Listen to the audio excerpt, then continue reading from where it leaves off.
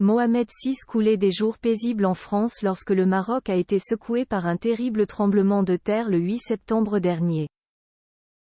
D'après un article de l'Express paru ce 21 septembre, le roi marocain est coutumier des séjours prolongés dans l'Hexagone, surtout depuis qu'il a acheté un fastueux hôtel particulier à Paris.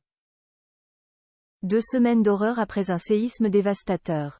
Depuis que le Maroc a subi un important tremblement de terre le vendredi 8 septembre, le bilan humain et matériel ne cesse de s'alourdir. Selon un dernier bilan officiel repris par Le Monde, la catastrophe a fait près de 3000 morts et plus de 5600 blessés. Lorsque le pays a été frappé par ces secousses de magnitude 7 sur l'échelle de Richter, le roi Mohamed VI n'était pas sur place. Le monarque marocain se trouvait à Paris, où il se rend très régulièrement.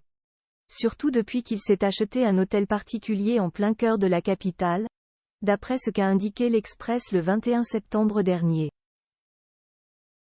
Selon nos confrères, ce luxueux bien immobilier se trouverait au 20 avenue Émile Deschanel, dans le 7e arrondissement de Paris. Une élégante voie publique qui longe le Champ de Mars et la Tour Eiffel. Mohamed VI aurait acquis l'hôtel particulier de 1600 mètres carrés en juillet 2020 pour se rapprocher de ses 2 sœurs et de sa mère, Lala Latifa, NDLR, parisienne également.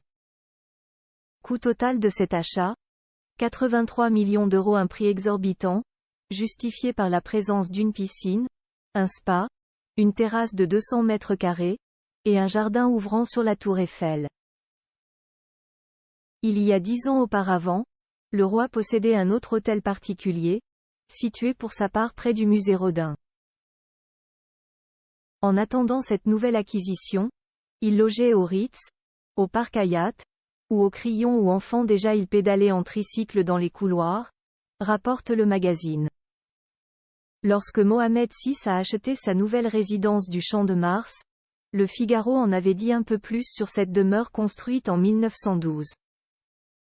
L'hôtel particulier appartenait depuis 1988 au prince Khaled Ben Sultan Ben Abdelaziz Al Saoud, membre de la famille royale d'Arabie Saoudite, fils de l'ancien prince héritier et ancien vice-ministre de la Défense.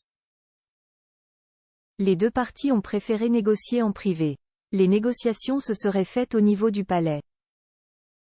La vente a été réalisée fin juillet et nous avons été prévenus début août, confiait Marie-Hélène Lundgren, directrice de Belle Demeure de France, en charge de la vente. Nos confrères ajoutaient en outre que la propriété dispose d'une dizaine de chambres, de 3 niveaux d'une surface d'environ 500 mètres carrés chacun avec un penthouse au dernier étage.